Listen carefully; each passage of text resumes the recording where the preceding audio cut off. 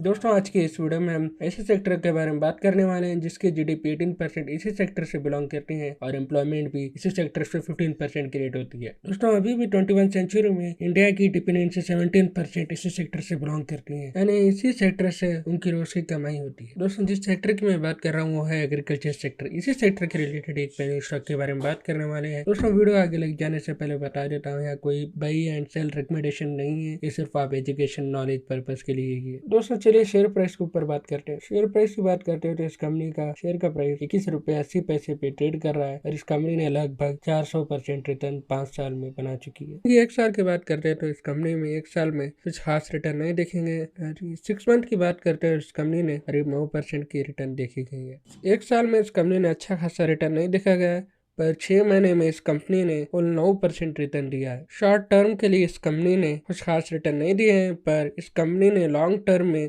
अच्छे खासे रिटर्न बना के दिए हैं। इस कंपनी ने आपके पैसे 5 साल में 400% डबल कर दे चुकी है। क्योंकि एग्रीकल्चर रिलेटेड सेक्टर से बिलोंग करती है, ये मल्टी बैगर शेयर होने वाला है। ग्रोथ रेट की बात करते हैं तो इस कंपनी ने 25% अपने सेल्स बढ़ाए हैं 3 साल में। प्रॉफिट की बात करते हैं तो इस कंपनी ने 31% अपने प्रॉफिट बढ़ाए हैं 3 साल में। प्रॉफिट एंड लॉस की बात करते हैं तो इस कंपनी ने वायर टू वायर कंपेयर करते हैं तो इस कंपनी ने अपने सेल्स में 467 से 565 तक कंपनी के सेल्स में बढ़ोतरी देखी गई। करीब 100% कंपनी के सेल्स में बढ़ोतरी देखी गई वायर टू वेसेस कंपेयर करते हैं तो। प्रॉफिट की बात करते हैं तो इस कंपनी ने गए साल में 30% तक बढ़ोतरी देखी गई थी, अभी इस साल में इस कंपनी ने 36% तक बढ़ोतरी देखी गई है। रिजर्व की बात करते हैं तो इस कंपनी ने गए साल में 144% अपना रिजर्व रखी थी, अभी इस कंपनी ने 162 अपना रिजर्व रखा हुआ है। दोस्तों मार्केट कैप की बात करते हैं तो इस कंपनी का मार्केट कैप 198 है। स्टॉक पीई की रेशियो की बात करते हैं तो इस कंपनी का रेशियो 30% है, इंडस्ट्रियल पीई से 2% ज्यादा है। कंपनी की आरओसी एंड आरओई की बात करते हैं तो इस कंपनी का आरओसी एंड आरओई 11% पे है।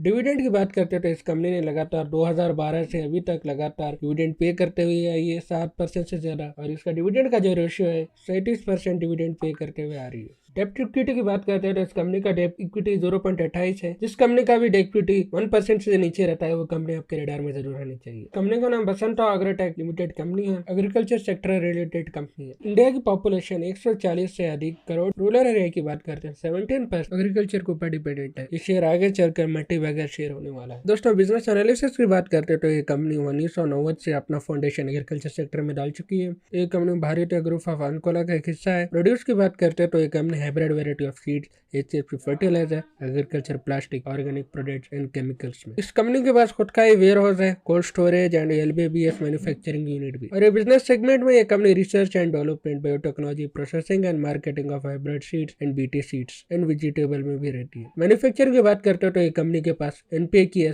ग्रेनुलेट फर्टिलाइजर, एसएफपी फर्टिलाइजर। ट्रेडिंग की बात करते हैं तो ये कंपनी के पास company fertiliser and bio fertiliser and seeds है। फर्टिलाइजर प्रोडक्ट की बात करते हैं तो कंपनी के पास एसएफपी फर्टिलाइजर है और एनपीके फर्टिलाइजर। एसएफपी फर्टिलाइजर की बात करते हैं तो ये कंपनी सिंगल सुपर फॉस्फेट, ये cotton and oil seeds and sugar cane and wheat में यूज किया जाता है, दीगर बहुत सी जगह यूज होता है। SFP fertiliser multi nutrition carrier fertiliser है। एनपीके फर्टिलाइजर की बात करते हैं तो ये स्पेसिफिकली सॉइल एंड क्रॉप में यूज होता है। अब ये कंपनी ना के सिर्फ एग्रीकल्चर सेक्टर में ही बल्कि pipe manufacturing and wind mill में ही एंट्री हो चुकी है। Pipe manufacturing plant Cola Maharashtra में है और विंड मिल इस कंपनी के 3 महाराष्ट्र में, 1 गुजरात में। ऑर्गेनिक प्रोडक्ट की बात करते हैं तो इस कंपनी के पास कुल 4 ऑर्गेनिक प्रोडक्ट्स है, my veggie garden, barley grass powder, moringa leaf powder, wheat grass powder. दोस्तों मैन्युफैक्चर कैपेसिटी की बात करते हैं तो इस कंपनी के पास 6 यूनिट्स है। कुलकेडिया कोला Maharashtra 60,000 MTP of NPK fertiliser के, कनकेरिया कोला महाराष्ट्र 1 लाख से ज्यादा एसएसपी फर्टिलाइजर के, संगेली 30,000 से ज्यादा है एनपीके फर्टिलाइजर के, हॉस्पेट कर्नाटक के 40 से 5,000 से एनपीके फर्टिलाइजर। ज्यादातर यूनिट महाराष्ट्र के ही हैं। दोस्तों कंपनी रेवेन्यू की बात करते हैं तो कंपनी से 27% फर्टिलाइजर से आता है, सीड से 27% आता है, लेप्सा से 13% और अदर से 3%। फर्टिलाइजर का जो इस्तेमाल खेती में होता है इसको क्वालिटी और क्वांटिटी दोनों भी ध्यान में रखते हुए फर्टिलाइजर का इस्तेमाल होता है। गवर्नमेंट भी एग्रीकल्चर को लेके फुल अटेंशन देती है क्योंकि कुल 18% जीएसटी एग्रीकल्चर से ही कलेक्ट होता है।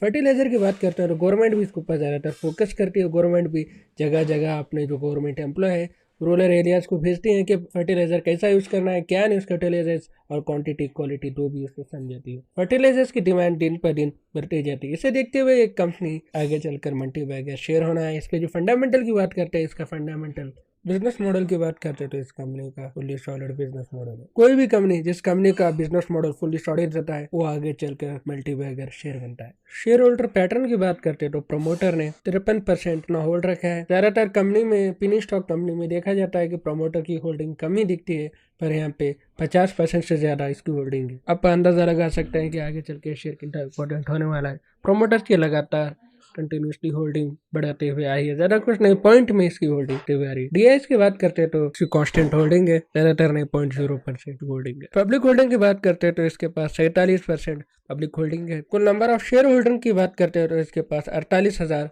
से अधिक शेयर होल्डर है। दोस्तों टेक्निकल एनालिसिस की बात करते तो एमसीएक्स ने 44% पास किया है। अभी ये स्टॉक बहुत ही बीरिश पे ट्रेड कर रहा है। हमने की चार्ट पैटर्न की बात करते हैं तो इसमें फुल एंड फ्लैग का पैटर्न बन रहा है। सपोर्ट लेवल 20 एंड 18 है। अभी ये 21 रेजिस्टेंस पे ट्रेड कर रहा है। चलिए दोस्तों